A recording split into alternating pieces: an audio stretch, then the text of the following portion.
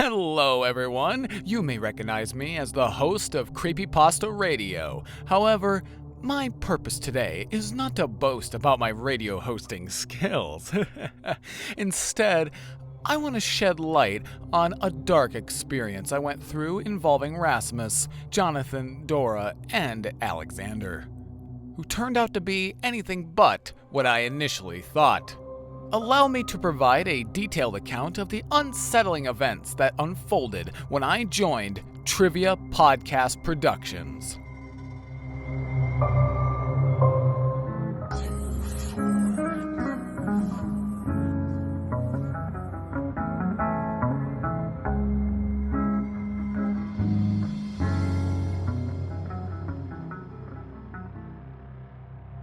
It all commenced on a gloomy Monday evening, the air laden with anticipation as I stepped into the dimly lit office of Trivia Podcast Productions. The building exuded an ominous aura, with flickering fluorescent lights casting eerie shadows on cracked walls. The receptionist, a frail-looking woman with hollow eyes, handed me a key card with a forced smile. Eager to join the team as a radio host for Creepypasta Radio, dedicated to sharing spine-chilling stories, little did I know that my venture into the world of darkness was about to take a twisted turn. Dorah instructed me to enter a room for an interview with the channel's founder. As I walked in, the seemingly empty room revealed a tall, shadowy figure through a glass door. I overheard a conversation, though not entirely comprehensible, that went something like this. You know why I couldn't just let him go.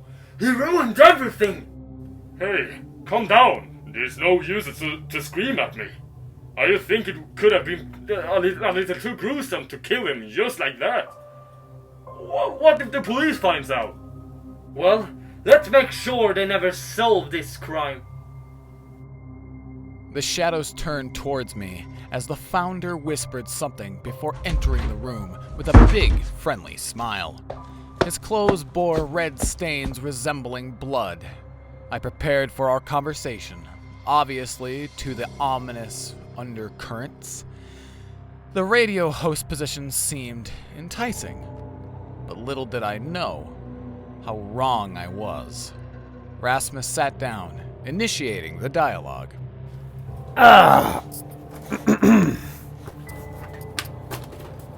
Alright, mildhotsauce, welcome. I'm Rasmus, the founder of Trivia Podcast Production. I've heard great things about your work, and I'm thrilled to have you join the Creepypasta Radio team. He extended a hand stained with what seemed to be dried blood. I hesitated, but shook it, attempting to dismiss the uneasy feeling crawling up my spine. Rasmus continued with a warm smile. I'm sure Dorah has briefed you on the kind of content we create here. We love diving into the darker side of things, exploring the unknown, the mysteries, and the spine-chilling. A chill ran up my spine, promoting me to inquire. Rasmus, hello. I wanted to ask, why did the last radio host quit?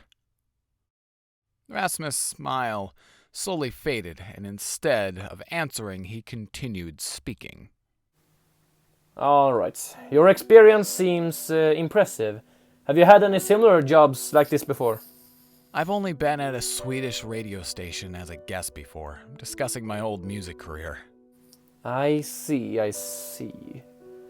Well, after reviewing your profile, I think you'll fit perfectly.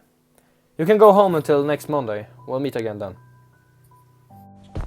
Rasmus walked out, joined by the other man he had conversed with earlier, seemingly laughing.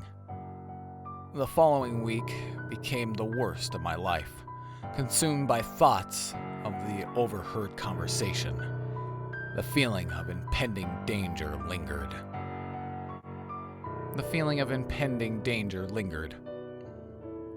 Finally, the time came to start my work.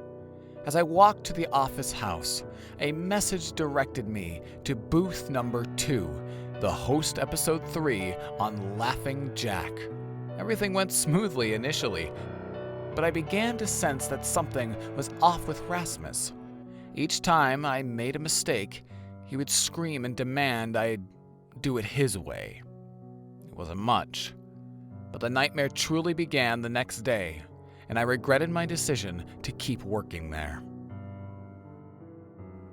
The day started like any other, with a foreboding sense as I entered the recording booth for episode 4, The Back Rooms.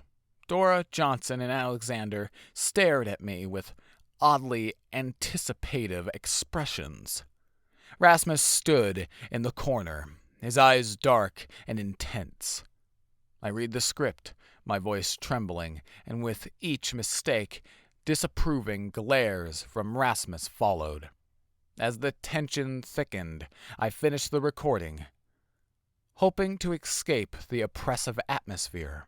However, Rasmus, with a sinister grin, suggested, Mild hot sauce. Let's have a chat in my office, will you? Reluctantly, I followed him, my heart pounding. Once inside, he closed the door, and the eerie shadows returned.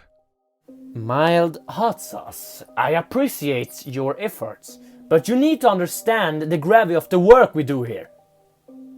Precision is essential. Mistakes cannot be tolerated. I'm sorry if I made some errors, Rasmus. I'm still getting used to the format, but I'll do better next time. Mild hot sauce. This is not a forgiving industry.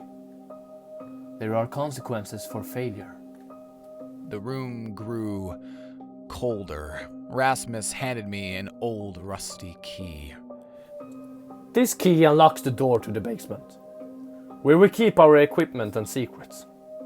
You'll go down there, reflect on your mistakes, and emerge better. This is your chance to prove yourself. Reluctantly, I took the key, fearing the worst. As I descended to the basement, the door clanged shut behind me. The room was dimly lit, damp, and unsettling.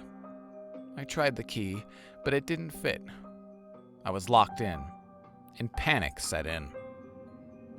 After an hour of futile attempts, I stopped screaming, sitting in a corner to catch my breath.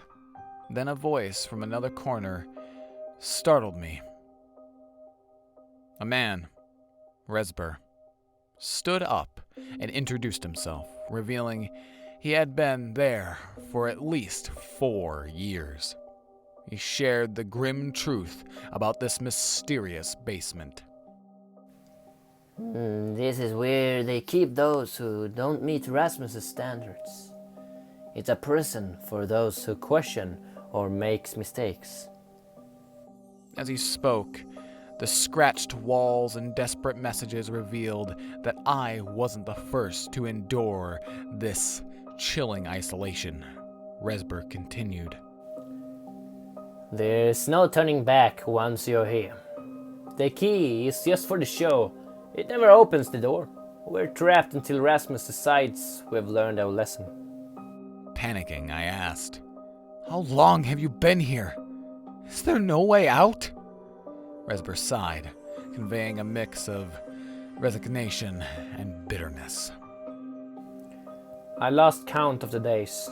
There's no way out unless Rasmus decides you have paid your dues. He controls everything. But listen carefully. There might be one way to break free. As my mind raced, the door slammed open and Rasmus descended the stairs, an evil smile on his face. Time to record episode 5, dear radio host. And don't make mistakes, or I'll ensure you're torn into pieces. Panicked, I followed him, and the story had just begun. I must end this part here.